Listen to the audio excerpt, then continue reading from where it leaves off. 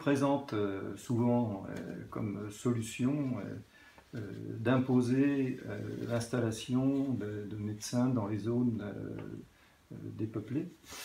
Et puis également tout ce qui est téléconsultation.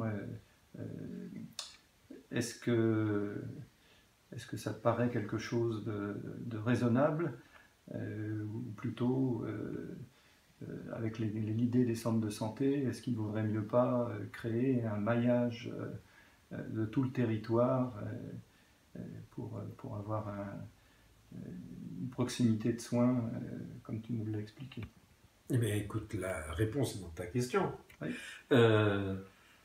Sur la première partie, les deux éléments qui sont mis en avant, à savoir l'obligation d'installation et le développement de la télémédecine, sont liés. Elles sont liées dans ce sens que ce sont des tentatives de réponse à une problématique profonde et ancienne.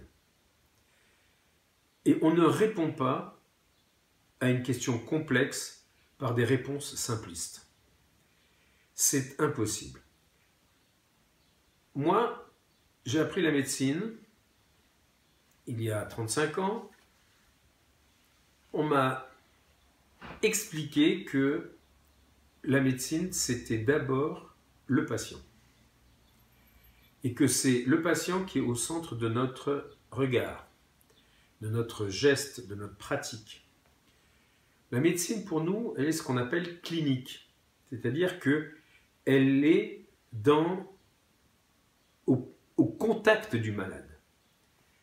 Les premiers éléments de la médecine que l'on met enseigner, c'est inspection, palpation, auscultation, percussion. C'est-à-dire, je te défie de faire tout ça en téléconsultation. Même s'il y a des progrès technologiques, l'essentiel, ce n'est pas la technique, c'est le geste qui fait que ça va créer du lien.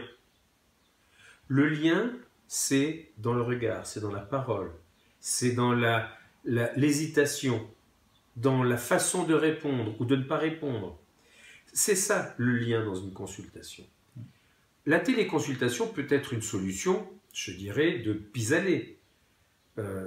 Mais ce n'est pas l'élément principal et ce n'est même pas l'élément de base de la médecine. C'est un outil, un petit outil, mais ce n'est qu'un outil. Et il a été mis en place pourquoi? Pour répondre aux déserts médicaux, au déficit d'offres de soins dans les territoires. Pourquoi est-ce que l'on a ces déserts médicaux? Parce qu'il y a la liberté d'installation et les médecins s'installent où ils veulent.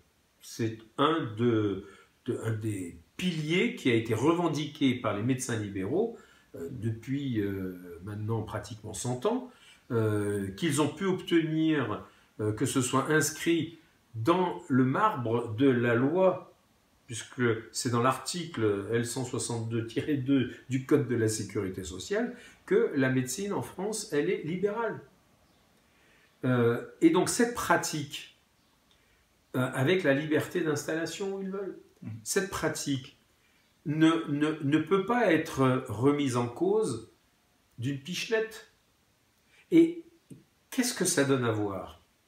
Que la réponse est obligatoirement entre les mains des médecins libéraux?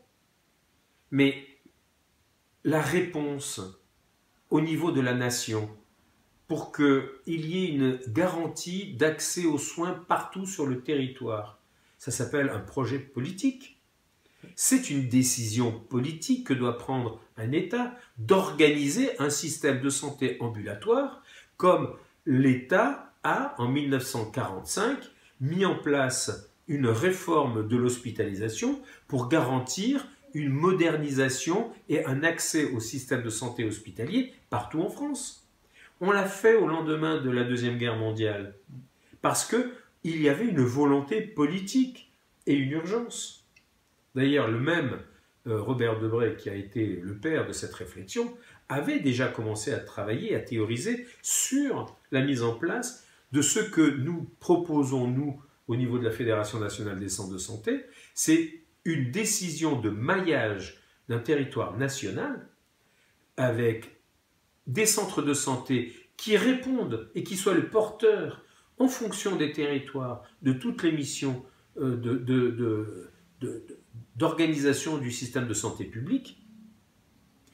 Et la médecine libérale cohabite de la même façon que les établissements privés à but lucratif cohabitent avec les hôpitaux. Mais il y a une garantie donnée par l'État, et c'est son rôle, de dire « je maille le territoire et je garantis l'accès à un médecin traitant à tout le monde ». Et une fois que l'État a pris cette décision, les libéraux sont libres. C'est leur choix, c'est leur métier. Ils l'ont voulu comme ça. Parce que sinon, on va aller au-devant de conflits, mais monstrueux, avec une radicalisation de la position d'un grand nombre de médecins qui, si on ne leur met pas cette pression, seraient tout à fait dans une coopération avec un système organisé de santé ambulatoire publique. C'est là, il faut que l'on soit dans la co-construction avec les libéraux, mais avec un outil fort qui est le portage politique et la garantie du maillage porté par l'État. C'est important.